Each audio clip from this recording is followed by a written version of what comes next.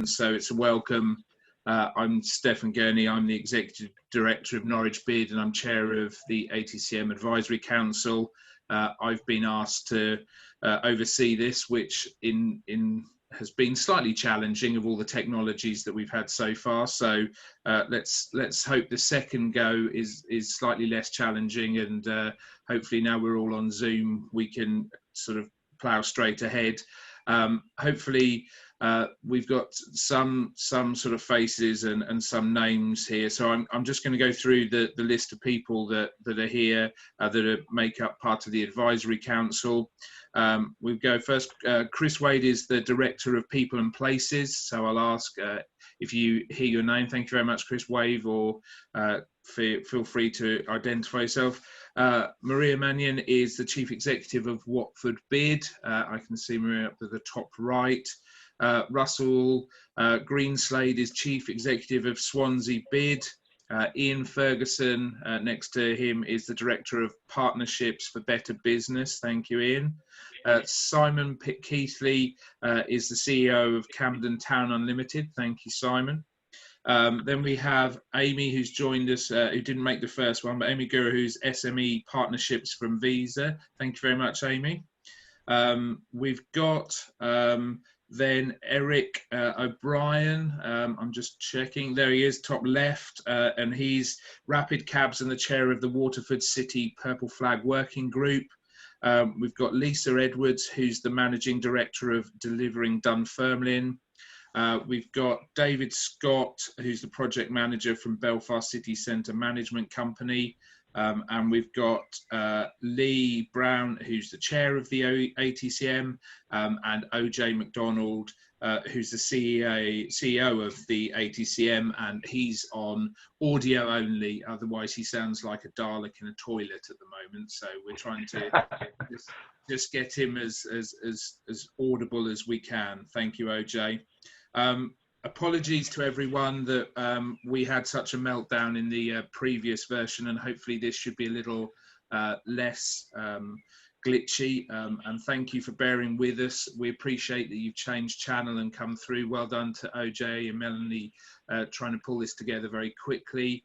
I know a lot of us have used Zoom before, so hopefully this might be slightly easier. It's never easy using new technology the first time, and it was quite a big challenge. So well done to everyone who's managed to jump across, and please let others know if you can that we are running this. I'm going to pass then over to OJ, who's going to do the first bit on the blueprint for resilience, the beginning of the journey, and then we're going to go into a bit more of a Q&A with the Advisory Council on a few of the topics that we had started to talk about, unfortunately not quite as eloquently in the other channel as no one else could hear us. But OJ, technology willing, are you okay to pick up the first sort of blueprint? And I will, if it doesn't quite work and you're glitching, I will let you know so that we can try and make it as smooth as possible. Yeah, cool. That sounds fine. Thanks a lot, Stefan. Right, let's give this a try. We can see the slides. That's a good start. Can you see the slides and can you hear me clearly? Do I sound like a Dalek with his head in the toilet still? No, you're slightly less Dalek-y, so go ahead. Fab, I never fancied being a Dalek anyway. So apologise everybody for the technical difficulties. I think that might be something we might come on to during the Q&A. So welcome to ATCM's Blueprint for Resilience, How the World Has Changed, our first ever virtual advisory council meeting. So just to start from the very beginning in terms of a little bit of context, on the 31st of December, the Chinese authorities notified the World Health Organization that there was an outbreak of pneumonia in Wuhan City. This was later classified as COVID-19. A new strain of coronavirus not previously seen in humans. On the 30th of January, WHO declared this an outbreak of public outbreak, which was a public health emergency of international concern. It escalated quickly. So by the 11th of March, it was a pandemic. As of midnight last night, there have been nearly 3 million deaths, so 2,700,000 deaths across 210 countries. Sorry, 2,800,000 cases across 210 countries, with 190,000 deaths. In the UK, that's almost 19,000 deaths, and in Ireland, that's almost 800 deaths. Now, the challenge we have is this growth is exponential. The issue we have with COVID-19 is that it's three things combined which make this particularly potent and give us a specific challenge which we need to deal with. It is new and it is relatively unknown. If you listen to the media every day, there is so much uncertainty about how to handle the disease. It is highly contagious. It is highly contagious. I think people have been caught out by just how contagious it is, including us here in the UK. And for most people, it is mild. For some people, they will have it without even knowing they have it. That is not necessarily a good thing. Some of the most effective viruses are those that don't necessarily floor their host straight away, because it means people will willingly spread it without knowing they are spreading it.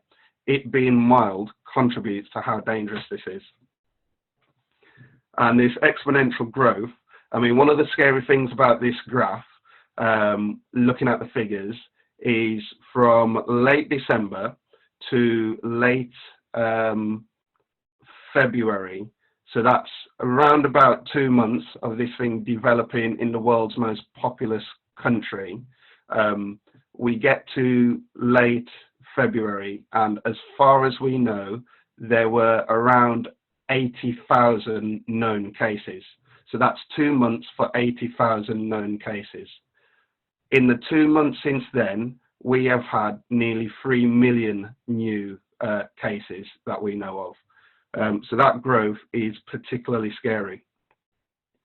And the graph in terms of deaths shows a very, very similar pattern. So it's understandably, it is a challenge for a lot of governments across the world. One of the few tools they have available for fighting COVID-19 is physical distancing. And I'm going to use the term physical distancing rather than social distancing. And this is thanks to something we've learned from West Palm Beach in Florida, where their downtown organization there has decided to go with this term just because social distancing doesn't make sense, because actually we can all still be socially connected, but physical distancing is probably a more accurate representation of how we are fighting against COVID-19. The economic impact is severe.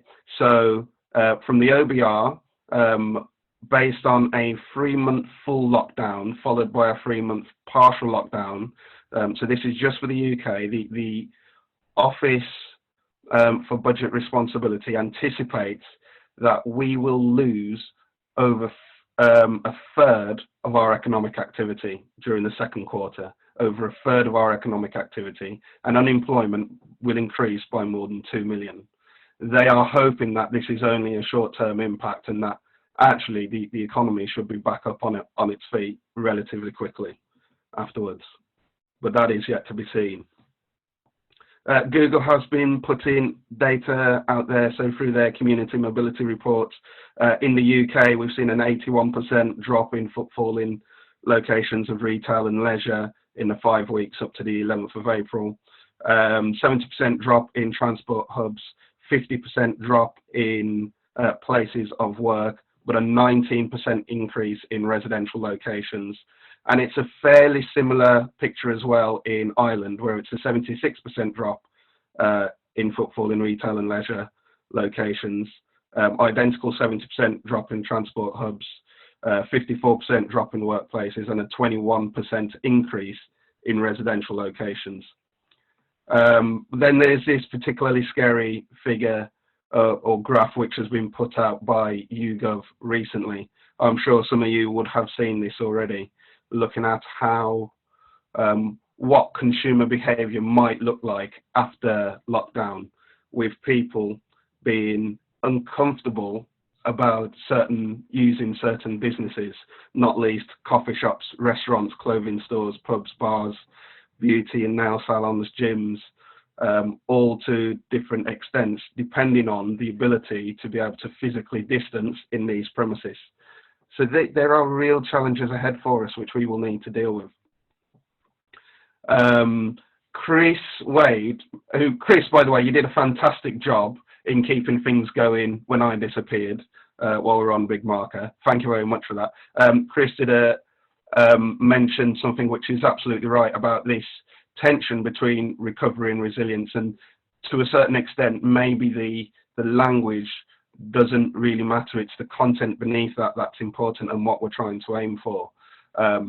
How we bounce back following or during COVID-19, actually a lot of it depends on the health and the science that sits behind this disease. Some of the things we know, or we think we know, we're trying to get our heads around, is issues like immunity and medication stroke vaccine. And from what we hear, it sounds like there is very little in terms of natural immunity. It may be too weak to be effective. If a vaccine is developed, it could be months before it's available. And there is the possibility that there is no vaccine at all. I know it's not been talked about much in the press yet, but as far as I know, for SARS, which is another form of coronavirus and part of the same family, although not identical, at the moment there is no vaccine for SARS, which is a scary thought.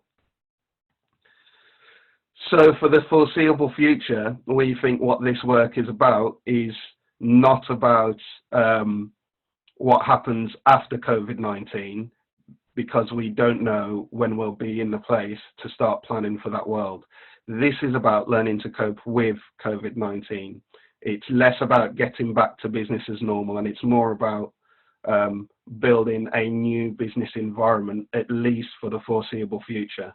Hopefully temporary, but we have to be realistic and say that there is a small possibility that this is permanent, if not semi-permanent, as you would have heard a lot of in the press yesterday. So this is where we introduce our blueprint for resilience, where we want to co-create the foundation for our practitioners to develop local resilience plans. We want to ensure it's flexible, so practitioners can blend everything they take from this process and use that with other frameworks. So we're hoping there'll be lots of information, knowledge that you can use and you can take away, and you can blend that however you wish with other things, not least IPM's own framework for recovery.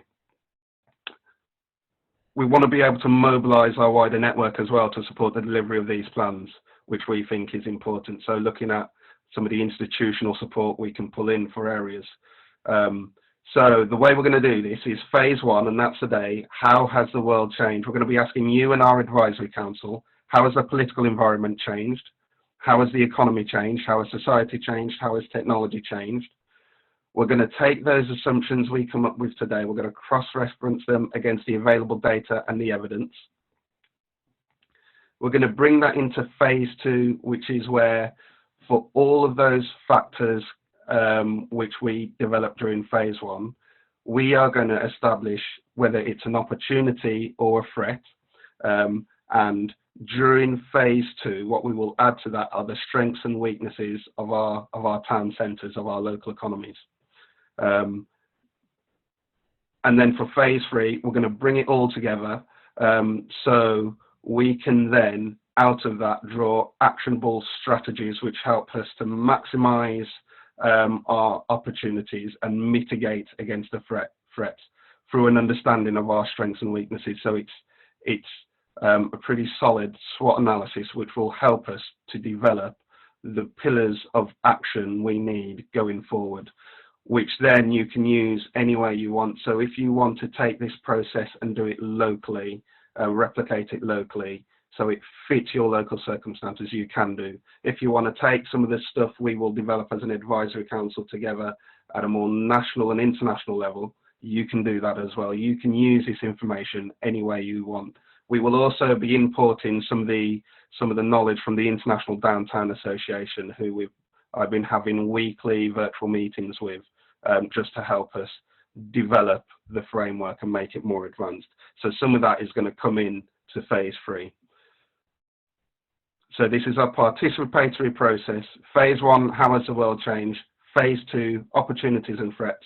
Phase 3, actionable strategies which we can take forward. So as a membership-led organisation, your participation in this is key. And remember, you use the information however you wish. Are we ready to crack on? So Stefan, I'm going to hand back to you. That's it from me. OJ, thank you very much. I'll try and pick that up. Last time we had also asked Chris to do a little bit of analysis of what was being looked at across the ATCM base camp, and I wonder if that's a good scene set for us to do, having OJ put the context of the sort of blueprint for resilience in the beginning of the journey. It might be interesting just at the start to reflect on some of the actions and activities that have already begun or already being looked at. Chris, would you be okay to come in again and just do a quick sort of brief oversight as you've done in the previous forum? Well, thanks, Stefan. I'll maybe keep it a little bit briefer because time is of the essence, and some people have heard this already. But yeah, thank you. If, like me, you're part of the ATCM community and your base camp has been pinging more often than it ever has done, it's kind of how do we make some sense of that? Because it is, as OJ alluded to, a great repertoire for good practice and then collective working. So what I did on behalf of the Advisory Council is take a couple of days out for my own benefit partly, but also to share, to gather all that good practice that's pinging. And I used that, the Institute of Place Management's recovery framework, which is just a broad structure really, to help us think going forward, but also in this case to sort some of that information. Now, on the back of today, what I will do is update that summary. I'm also going to sit in on the IPM webinar this afternoon, so I'll reflect that in it.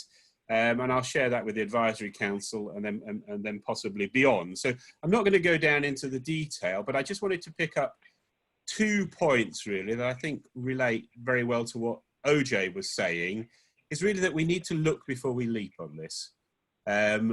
Time is of the essence. There's a huge pressure, time-wise, there's a huge pressure in responding. And there's also that thing that we're going into, hopefully, a transition phase before we come back to normal. So we've got to deal with 3 time sequences, really. But just to emphasize 2 points that came out of what I've looked at and what I've done for every point when I make the paper more available, I've captured an item of good practice, and I would love to add to that. And then I've calculated for our benefit what I call national policy and practice challenges that we need to overcome. Now, I think the big challenge in this is kind of like, we need to use this positively, and we need to reassess the way we work in town centres. And that has to be based on a thorough understanding of changing business practices through those 2 time phases that OJ pointed out, and changing consumer behaviour. And we've seen the slide that consumers are going to be very wary for possibly the next year ahead or longer. So we need to drill down on national evidence, and an example of that is the Office of National Statistics. They're producing, I think, monthly reports on the social impacts. We need to take some of that knowledge, apply it to places and apply it perhaps in informing evidence gathering. The second thing we need to do is then go out and speak to local stakeholders. And I think that the national and the local challenge in doing that is determining what we want to ask people. I see lots of surveys being issued at the moment, and I just kind of query a little bit of caution until we know what we want to ask, until we've evaluated some of those things coming out from the ONS and other sources that OJ alluded to. We need to avoid survey fatigue. I think we get a limited number of chances to survey businesses and to survey consumers at a local level. So collectively, can we look at what are the questions we want to ask? And absolutely, OJ's general approach is that we develop national level methodologies that can be adapted locally is the right approach. But it would be great if some of that survey work that's going on, because we've got a fantastic resource through the members of ATCM to get down to level detail.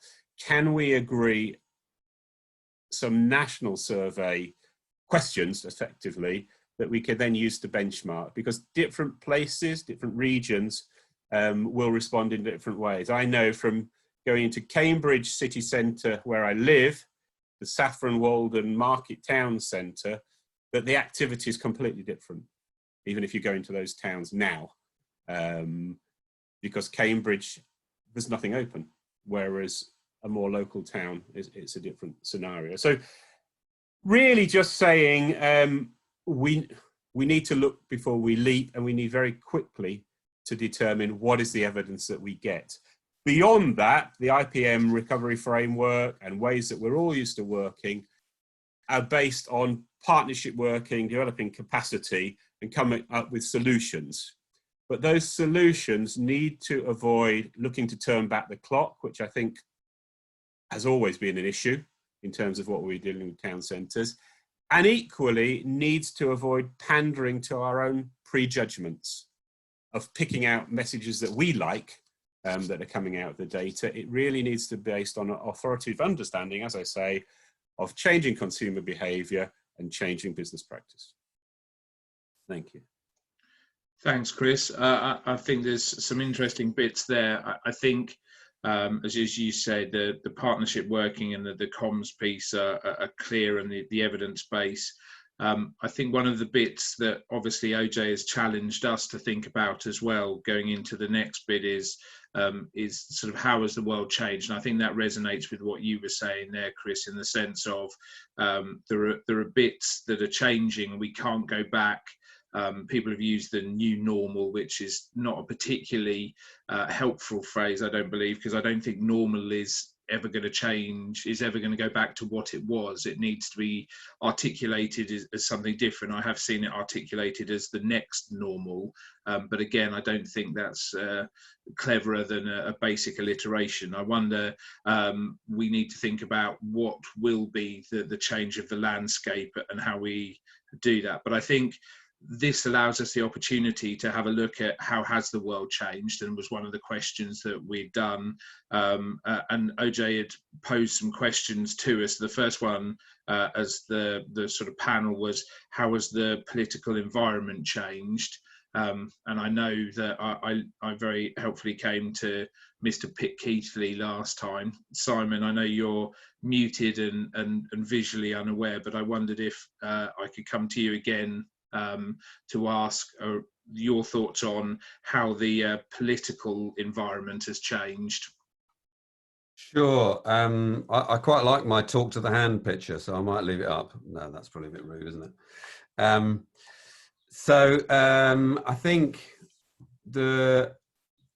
it's really interesting, some of the stuff that Chris was saying there, and in AJ's presentation. But the phrase I keep coming back to is that we knew that town centres and high streets were going to change a lot, dramatically, unrecognisably over the next 5 to 10 years. I think that change is now going to happen over the next 5 to 10 months. And the challenge for us is to kind of be aware of how we respond to that. And I'm not sure that the production of recovery plans at this stage is necessarily that helpful. because I think what I feel members are looking to us for is leadership, not necessarily answers, because I don't think people believe it when we say it's going to be like this when nobody knows. Politically, I think we're in very interesting times. Nationally, obviously, we've got a new leader of the opposition who's doing a proper job of opposition now. If anyone saw his dissection of Dominic Raab at the dispatch box at PMQs on Wednesday. And I think that's going to change things. I think it'll change the media approach to the government as well, because in an absence of a decent opposition, media step in, and I think you're going to see a slight change there. And also some very interesting stuff about the way the trust the public have in the media throughout this crisis is just coming out now. Sam Coates in the Times looking at that's quite interesting. Recognizing the fact that actually the public are trusting, bizarrely, politicians more than they are journalists. So I think that's quite an interesting change there. And then, of course, very relevant to us locally and regionally, our politicians are struggling with these massive spend commitments and uncertainty about how they're going to deal with that, and massive distraction towards things that weren't necessarily core. Social care may have been a big thing, but disposal of dead bodies, that wasn't such a big item in most local authorities' agendas until very recently. Certainly in Camden, it's a big issue. It's the speed at which you have to deal with it. But I think the way in which we can interact with our local authorities and help them understand how A, we need to survive, and B, we need to be part of the solution to whatever does come next is a really important part of where we can fit in to the sort of coming world. Shall I stop there? Yeah, thanks, Simon. I think, as you said, using the phraseology of recovery, you can start to talk about a framework of what that might look like and what partnerships and who's involved, and ensuring that you've got that sort of baseline information to be able to understand how the world changes, and as you're saying, very rapidly changing as well. I think there needs to be that sort of sense of leadership from each of the sort of city centre partnerships or bids, or those sort of people to help inform the local authorities to be part of that dialogue, because often the local authorities are very good at the process, and they've stepped in very in the sort of times at the moment when you can see they need that process, as you say, mobile morgues and all the rest of it, and that sort of bit about how you do that form and function. But the next bit will be very much about being able to engage with business, the economy, the society, and that's not necessarily always one of their fortes. So the challenge will be how we're plugged into that at each of the different levels, whether it's councils, whether it's LEPs, whether it's nationally as well. And I think we need to be challenging on all of those. I'm going to come across to a couple of the other panelists. Simon, thank you for that sort of thought. Russell, I can see up there and wonder whether there's any sort of difference in the political or economic or societal sort of change in Wales from the rest of the UK, or how you perceive that sort of change will affect you in Wales. I think the collaboration between both governments in Westminster and in Wales has been very good. They've kept us in full loop of what's going on. I think one thing that we've been asked to do is step up the communications and support from ask the government and from our local authority to get the message out to businesses of what's available and when, timelines, what's going on, for instance, field hospitals, putting them in contact with the right people so they can do that as well. We are starting to work, as you said, Steph, on the basic framework of the targeted partnership approach using the major stakeholders as well. So even down to, we have a feeling that social distancing is going to be here for a while in town and city centres. So we're trying to see what we can do from that, relatively down to basic, well, I say basic stuff, sanitising units, social distancing stuff on pavements, and obviously helping the consumer feel that they feel safe when they choose to come in. On top of that, we're working on a regional side of it, which is a regeneration stuff to give more confidence about that. It is a proper mixed bag, but I think the governments, no matter what political army are in, I think, have been good in our respect of working together and getting the right information out at the right time. We have, as Welsh Bids, been putting a lot of pressure on them as well, to say we need answers, and we launched something called Economic Resilience Fund, which has now been more or less fully subscribed as well, I believe. So yeah, it's much the same as over the bridge. Anything that happens, obviously, in Westminster comes over here, and then we tweak it, and then it goes back out again. So it is interesting times. I don't think I agree with what Simon said. I think high streets have changed, and we've got to adapt the best way we can with it as well, as a bid industry as well.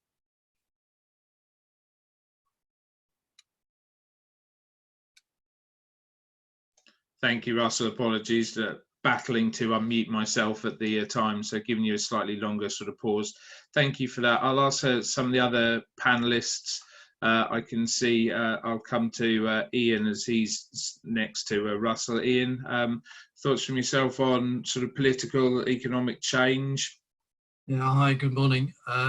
Certainly one thing we've noticed is an increasing dialogue with local authorities as everyone is struggling to get their heads around what the current situation is. Of course, many local authorities are in the process of actually submitting and working up their business plans for a future high street fund business case, and looking at town deals and town funds, and then actually wondering whether actually are these plans still relevant? Do we need to tweak them? Do we need to evolve them?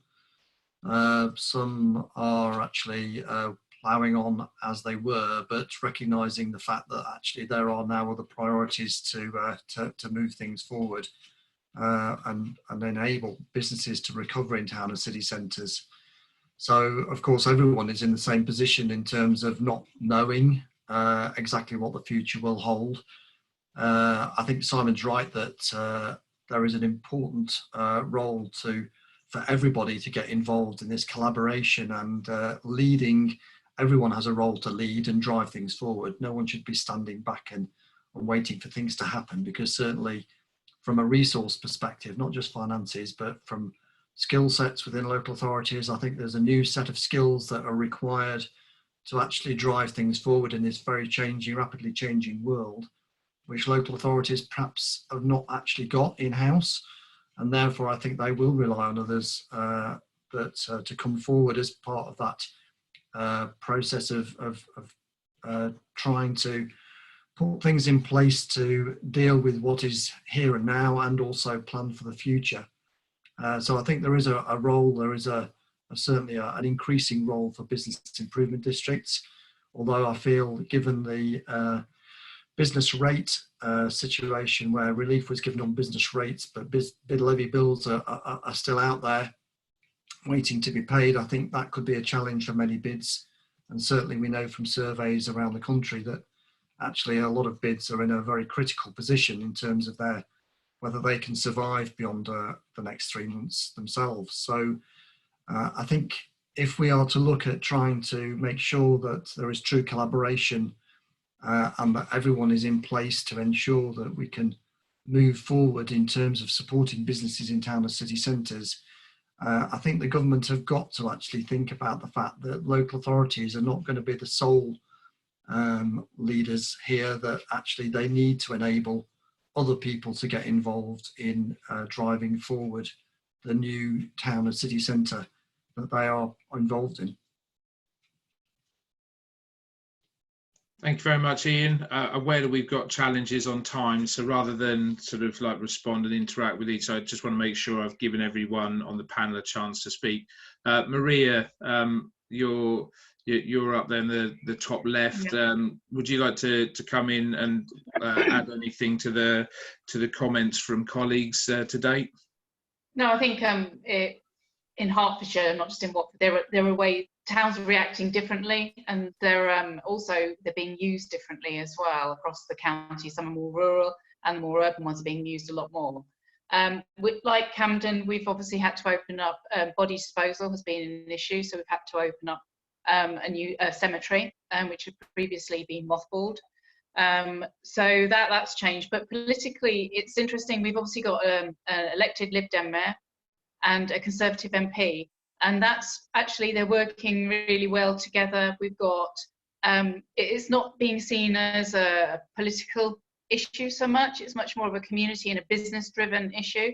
And we've got lots of different groups. So we've got the statutory, we've got the One Watford, where we meet every week virtually with the police, and we're sort of pretty much on top of the management of the town centre and the management of the community. But we are aware, and the same will be for a lot of urban areas, that there are going to be issues that have to be managed politically around distancing and social distancing. Even now, with the good weather, I mean, we've only got 74% of our residents don't have access to a garden. And that's probably, you know, nothing compared with London. But we are aware that that in itself creates issues politically and also within the structure of town centres, because the town centre then becomes the open space for some residents. So it's about how we manage that now. Things will change, and I agree that the sort of the high street area will change, and the way we put, the perspective of the town centre will change. And I think the LEPs are becoming more aware of that as well. They're probably seeing a change. They think probably programmes in the future will reflect job creation rather than housing and infrastructure driven projects. So I think there'll be changes there as well. Yeah, we can't really, I think it's quite difficult to see and predict how things are going to be in the future. And yeah, we are planning in Hertfordshire, there is an economic resilience cell as well, which all the districts across the county are actually part of. But as I said, the situation is different in different parts of the county, and the way that the local authorities are going to react is actually going to be different as well. I think the one thing that became evident in Watford is that actually this shouldn't be just seen as a political issue. It should be cross-party, and that some of the discussions and some of the issues and some of the resolutions that are being proposed, they're going to have consequences for the next 5-10 years. And actually, it would be, from my personal point of view, good to see actually sort of the Labour Party and the opposition now really stepping up and becoming part of that decision-making process, because it will have a long-term impact going forward. It's not just a Conservative Party decision. It needs to have much more, I don't know, gravitas about it. That's me. Thank you very much, Maria. Thank you. I've just muted myself accidentally. Thank you very much for that, Maria. I'm going to come to Lisa. Hopefully she's can take herself out of furlough for the meeting and join in. I'm going to ask each sort of panelist to comment in the same way, just thinking about the changes to the political, economic, society, and even technology that we haven't touched on yet. Lisa, could I ask for any thoughts? Yeah, basically I put this out to quite a few multiples in and around our business community. So whether it's venue hosts or whether it was the faith area of our community, as well as shop owners, and they all came back with more or less different streams throughout each of the areas that OJ had asked us to talk about. From a political sense, some of them are still concerned about the Brexit issue with regards to thinking it shouldn't be happening and this makes us more vulnerable. Other ones think it pales in comparison now and don't even want to have a discussion around it because everything else is far more important to them. There's been different discussions around how it comes across as one clear message when we all watch the 5 o'clock news with regards to the political information, and then there's a change or a revised offering at 12 o'clock when we watch it with the Scottish Government. So that seems to be giving a little bit of confusion to some of the different communities in and around Dunfermline as well. I can't speak for the rest of Scotland, obviously, just from our area, but we know that there's strong lobbying is going to be required for town centres now more than ever, not just at this present time, but in light of when the lockdown's lifted, to make sure that people aren't fearful of coming back into town centres, to make sure that they are feeling that they are welcomed back with open arms and they are safe communities for them to be in. So there's been multiple questions or discussions around the venues being opened, the cleanliness of everything, how everybody's going to manage expectations that people will have around that, whether it's the kind of change and the devolution of what's been going on in and around each other's areas, the social impact with people coming together online. So the fact that people are missing each other, but this from a business perspective might be the new way to go for everybody. So it cuts down on costs, that there is more access for people to get to speak to more people at a longer given time. So there'll be multiple changes happen throughout in the businesses that I can honestly say from my perspective, I've been in awe of the way that they've diversified to be able to survive in and around a smaller local area. We're not a big city. So there's been this surgence of real use of local areas to be able to get access to things, and they are doing home deliveries, seeing the vulnerable, even from the sense of the local library went via all of the access to their customer information for everybody who has library cards for the whole of the Fife area, and then contacted them all directly to see if they needed any support, and then fed that information back through the local community plan, which we sit on. So I would say that that's been fundamental from us from a political point of view, that we are so integrated within the local community plan that we get a better understanding, or a more holistic understanding of exactly what's going on within the whole community within the area on all different levels, whether it's from the social element or the vulnerable element, or whether it's from business, tourism, everything that we rely on having these communications around. So we're really tied into that, and we've been able to feed that information back continually, either to the general public through social media platforms, or whether it's been through access to businesses through emails and keeping them constantly up to date. And we've been really lucky here with regards to the business grants and everything that's been out. Nearly all of our businesses have got them. So, you know, they're all able to survive a little bit longer over and above them diversifying and being able to kind of pick things up. So from the political element, we have had great support from our local authority, and it kind of feels like that it's brought back a bit more of a local community feel. So everybody feels a lot more engaged with regards to how they can interact and they can feed into it. So it's not just seen as something that everybody's been told to do, that they're being fed, that being able to feed into it. Exactly the same as the Nicola Sturgeon's announcement yesterday with regards to the coming out of lockdown, the fact that they want that that interaction with everybody, they want feedback, they want people to contact them and do it through, you know, Scottish Government or local authority, and that is what other businesses that we're in touch with have been doing, because they all see things in a slightly different way and it impacts on them all slightly differently.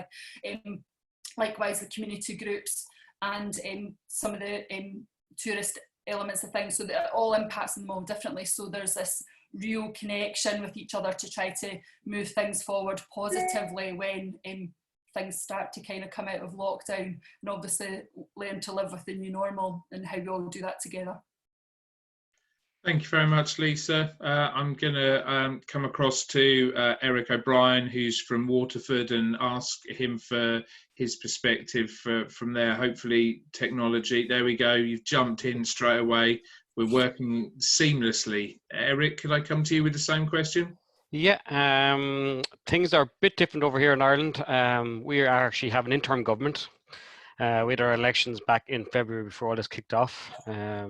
So there's actually government formation talks going on at the moment, which is strange to add into the mix of the craziness that is there at the moment. In fairness, the government that are there at the moment, the interim government, they have done excellent work so far. They've been very reactive.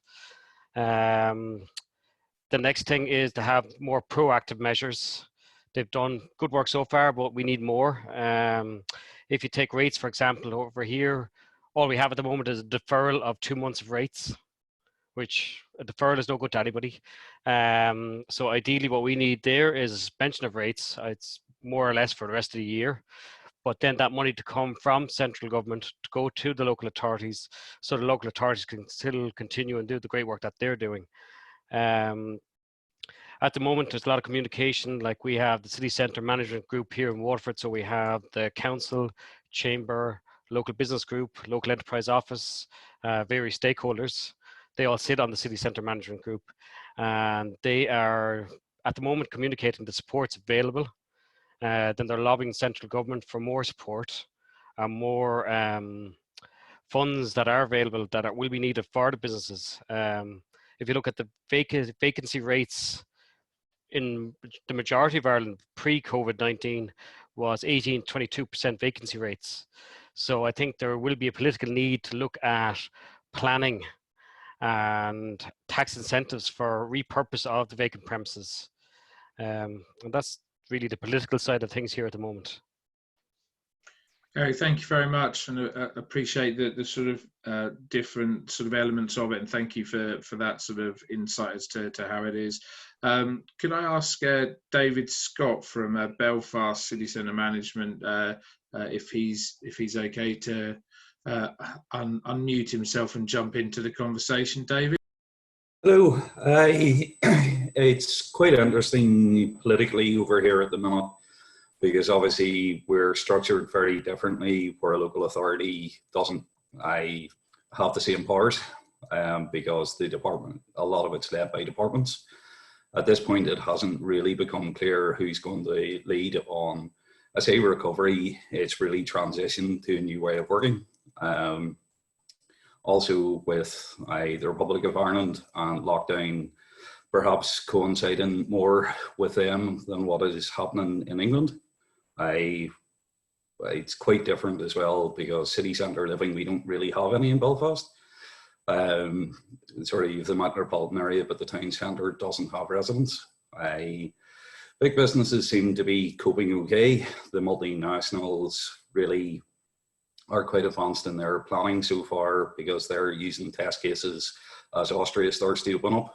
The likes of Primark have come back to us with minor questions really around public transport, when that's going to open up, how's that going to look, and that's what we're looking at the minute is legislation changes. Do we do temporary pedestrian zones within the city centre just so people can't socially distance at this point? And then the other big requirement is final mile delivery. For the online presence, it's jumped significantly, but there isn't actually the resources there to deliver. Very long lead times, that side of things. And is that positive or negative, or how do you transition away from that? If you go to the click and collect within the city centre, is that driving people into multiple journeys whereas it should only be one? As everybody suspects at this point, it's going to be with us for a very long time. The town centre itself, going away from retail, the office-based environment is, can they go back in and socially distance within the office environment, and what the knock-on effect that is. So how many people are going to move out and just go to meeting-based offices. And that's really where we're trying to look at what legislation needs to change for what we suspect is going to happen in the next couple of months.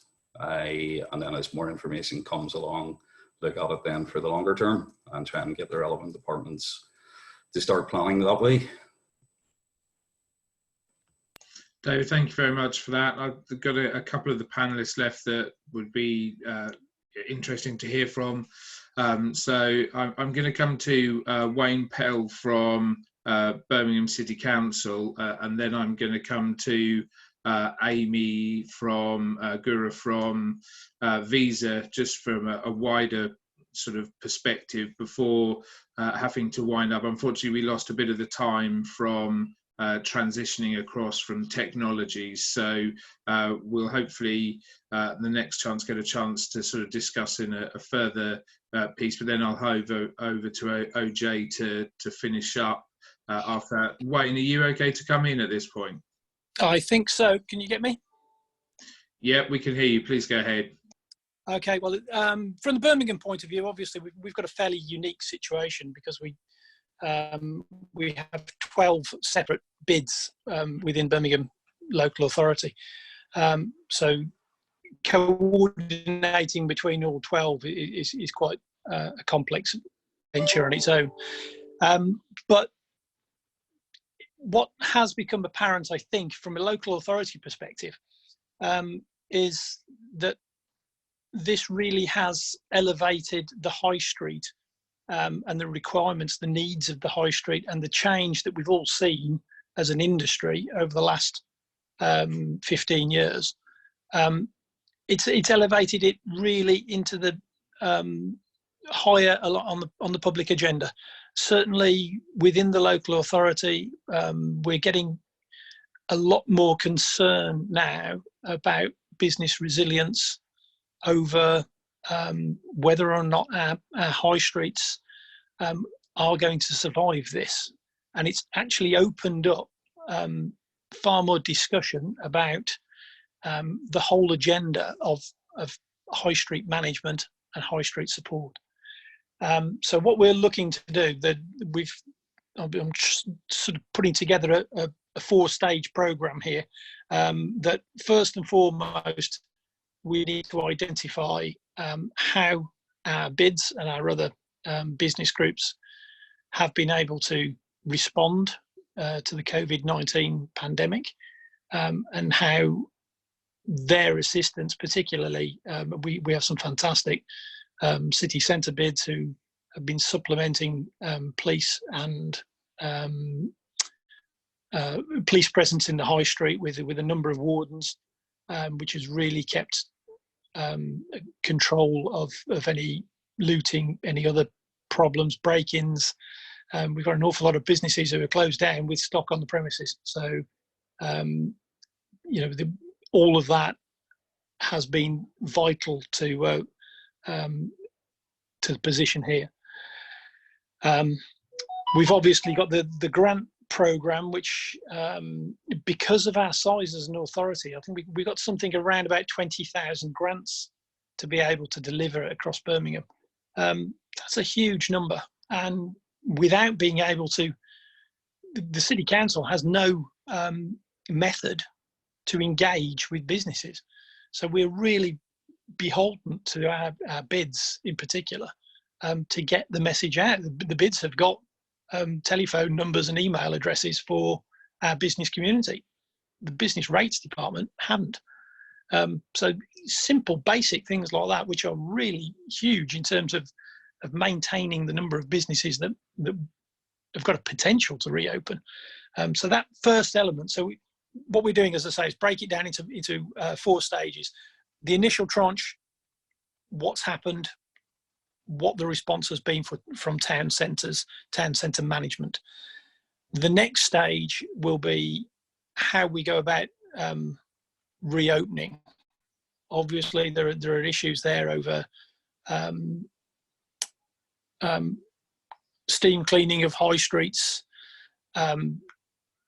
reopening and maintaining social distancing, particularly in those businesses that require social activity, pubs, hairdressers.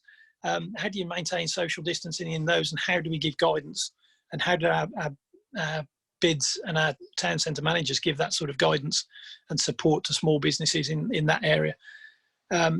Then moving on to the third field, which is identifying that we are back open for business, planning a series of events and other things to encourage people back into the high street. And then finally, a stage of reflection and identification of learning lessons. It's quite clear that there are a number of lessons here. The fact that we don't have universal coverage of town centre management across the whole city. There are so many businesses that operating in small suburban arcades where they must now be feeling totally isolated, and the fact of how this will affect them will be very difficult for us to pick up. So we have a sort of 4-stage plan coming together, and this is where I'm really reliant upon the information from the IPM and the ATCM on what the offers are and how they fit into those 4 categories, and how we can, certainly with the information coming through from Basecamp as well, how we can utilise all of these ideas and make certain that we've got good town centre management agenda, not only for the next month, 2 months, rest of this year, but also hopefully for the next 5 years. There's one, as I say, we've had we've got a unique position because we have 12 bids. Also, fairly uniquely, Birmingham City Council pay our bids up front in advance. We pay 73.8% of their bid levies in advance. Across 12 bids, we have £4.2 million of bid levy. So the City Council has just parted with £3 million to our bid companies to support their work for the remainder of this year, with no guarantee whatsoever that we'll be collecting in any of that levy money. That's a big commitment from Birmingham City Council as a local authority.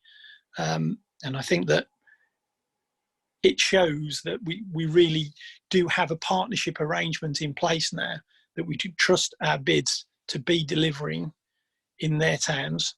And we know that overall, eventually we will be able to claim that money back through the bid levy collection exercise, which we've postponed as well. We've postponed that for, we're not recovering on, we're still asking bid levy payers to pay their levies, but we've actually postponed any recovery proceedings for 6 months.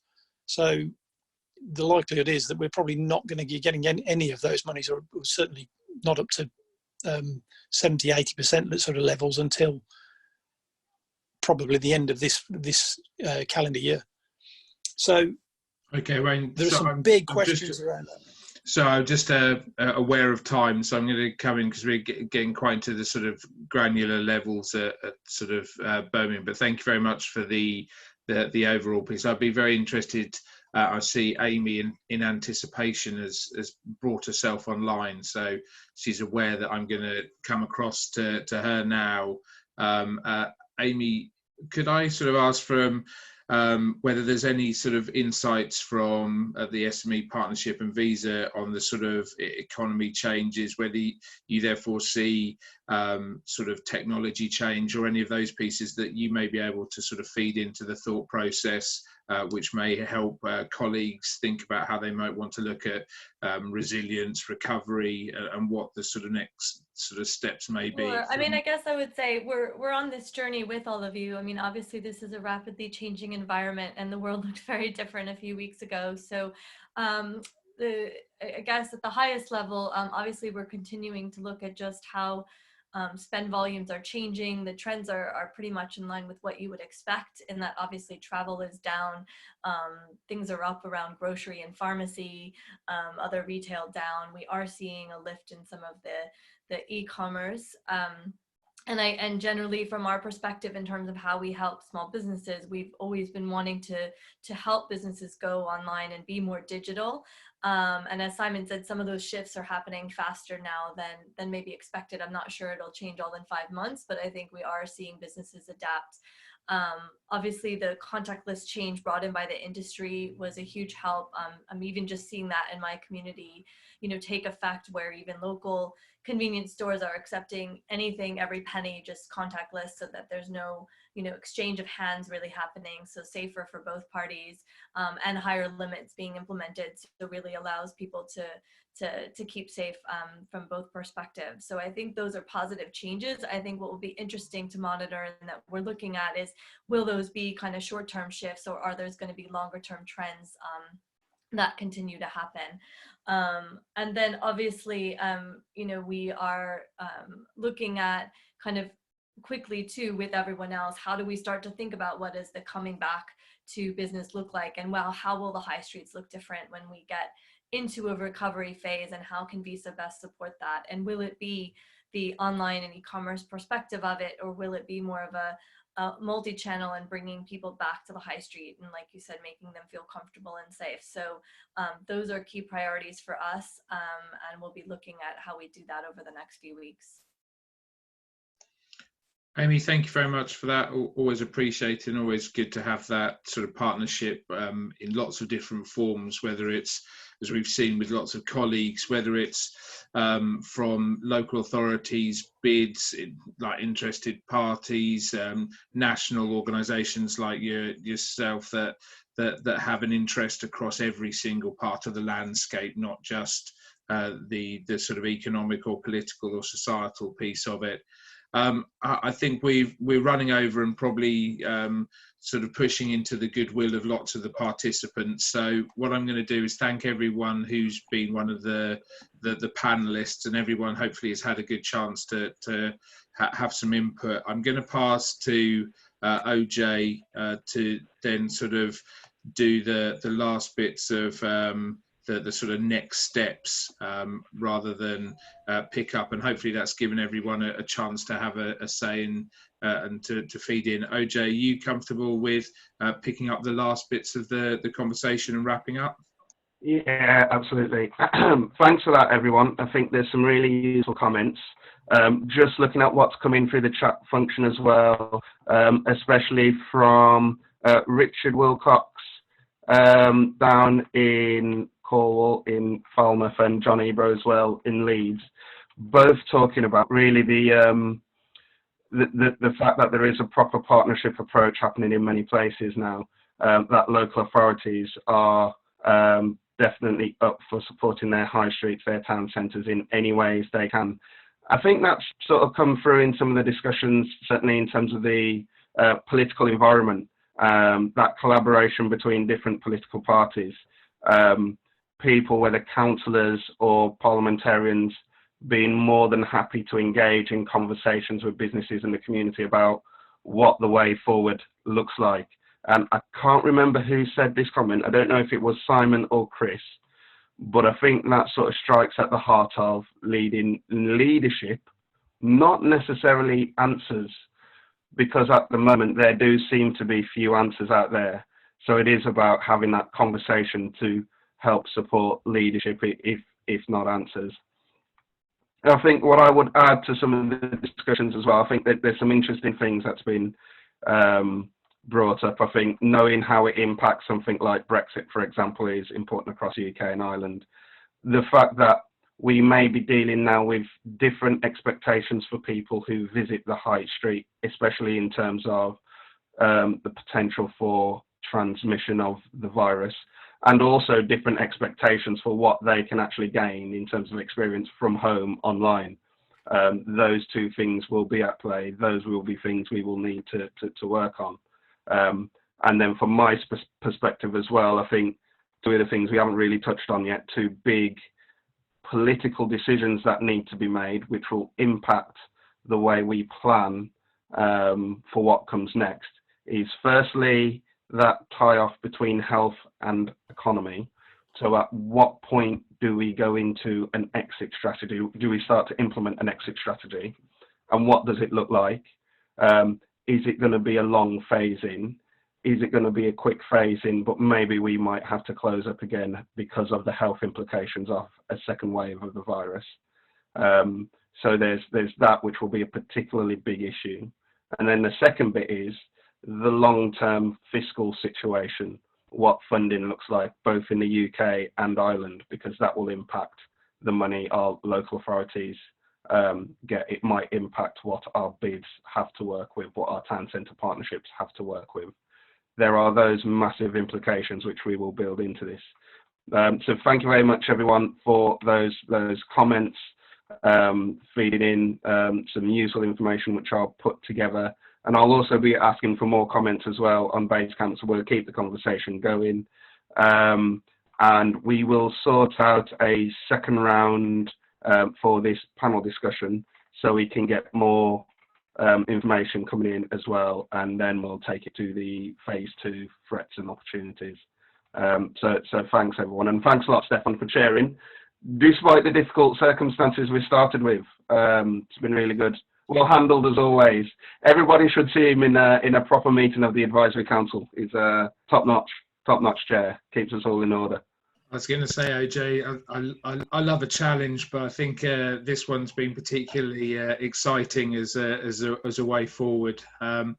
We might want to look at the technology next time to make sure that we're all doing it. But thank you very much for pulling it together. We appreciate the chance and appreciate all the panelists giving up their time to have the conversation and to think. And I know it's often a more difficult environment to be able to have a conversation than round the table, but appreciate that everyone has given time and capacity to it. So thank you for everyone and all the input from everyone. And next time, hopefully we'll get a chance to dig slightly deeper into specific pieces. We've been quite broad with our sweep brushes today, so hopefully we can dig a little bit deeper next time. OJ, thank you very much. Thank you all. Thank you. Safe.